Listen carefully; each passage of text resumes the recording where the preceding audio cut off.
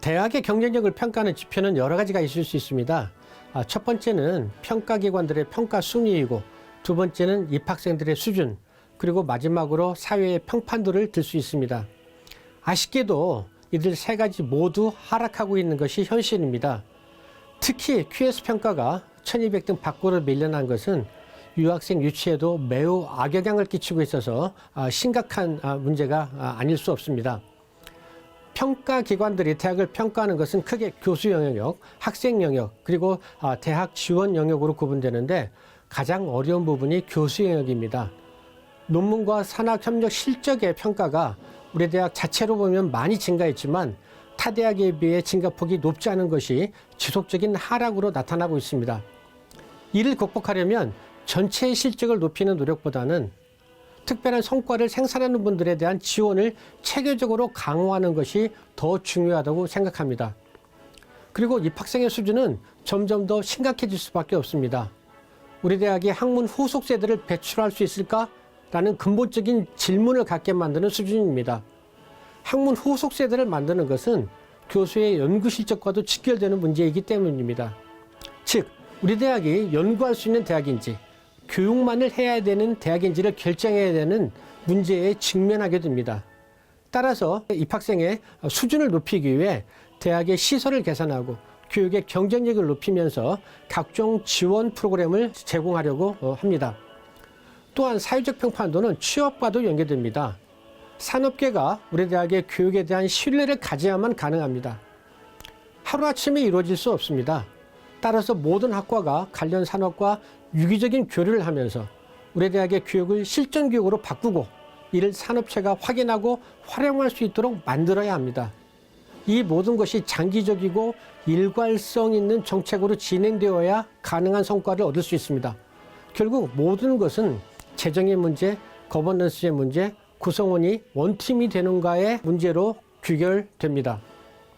이런 문제들을 해결함으로써 우리가 정말 대학의 평판도를 높이고 대학의 수준을 높일 수 있는 그런 대학으로 발전할 수 있기를 바랍니다.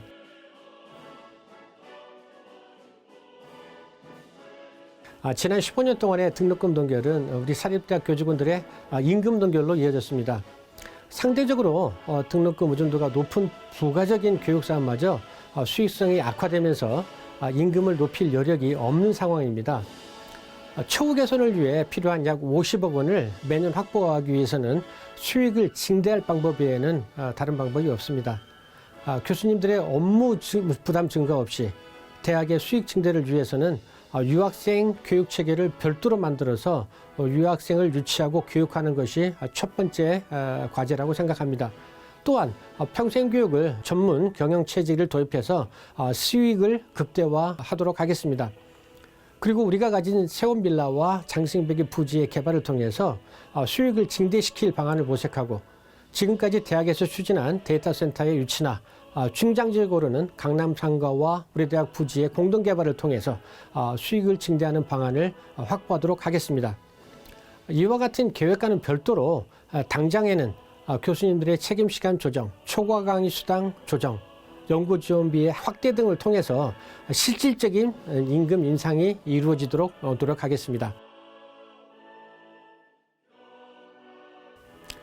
대학에게 부여된 사회의 요구와 평가의 다양화는 교수님들에게 너무 많은 부가적인 업무를 요구하고 있습니다. 이로 인해 본연의 역할에 충실하기 어려운 것이 현실입니다. 이를 지원하기 위해서는 몇 가지 방안을 생각할 수 있습니다. 첫 번째는 교수에게 부과되는 업무 분석을 통해 교육과 학생 지도, 그리고 연구와 관련된 것 이외에는 모두 없애주는 것입니다. 그 다음으로는 교육과 학생 지도, 연구와 관련된 업무 중 행정부서에서 접근할 수 있는 자료와 관련된 것들은 모두 전산 처리를 통해 행정부서에서 처리하도록 만들어 보겠습니다.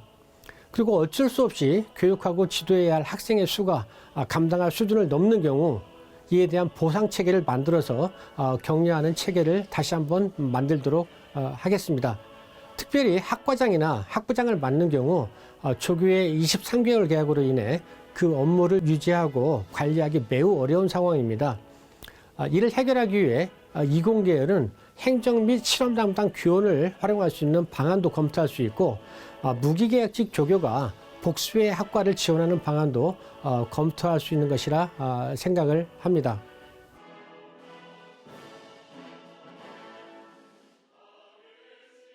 학령 인구가 감소되는 2031년 이후에는 입학 정원 감축은 피할 수 없을 것 같습니다. 현재 연간 3천여 명이 입학하는데 향후에는 2,000명 미만까지도 상정해야 할 것 같습니다. 따라서 이에 대비한 인원 조정의 원칙과 향후 운영 방안을 준비하는 것은 대학의 미래 경쟁력을 좌우할 중요한 사안입니다. 가장 중요한 원칙, 첫 번이 우리 대학의 설립 목적과 경쟁력을 유지하는 것. 그 다음은 우리 구성원을 보호하는 것이며 그리고 학문 영역의 유지라고 생각합니다. 이를 만족하기 위해서는 대학이 추구하는 특성화, 브랜드화를 위해 각 전공 영역이 어떻게 기여할 것인지를 연구하고 방안을 마련해야 할 것입니다. 기초학문은 우리 대학이 추구하는 사회적, 국가적 역할에 비추어 광역화를 통해 정원과 무관한 전공 유지 방안을 생각할 수 있을 것입니다. 광역별 정원 내에서 각 전공별 운영이 보장된 체계를 만들면 개별 전공의 평가는 하지 않아도 되는 그리고 전체의 기여도만을 측정하게 되는 이런 시스템을 만들 수 있을 것이라 생각합니다. 산업 수요가 큰 학문 영역은 산업체와의 연계를 통한 실전 교육 체계를 갖추고 산학 합동 운영 체계를 만들어가는 방안을 생각할 수 있을 것입니다. 가장 중요한 것은 모두가 머리를 맞대고 그 방안에 합의를 도출하는 것입니다. 그런 노력을 끝까지 기울이면 원칙을 지키는 좋은 방안이 만들어질 수 있을 것이라 생각을 합니다.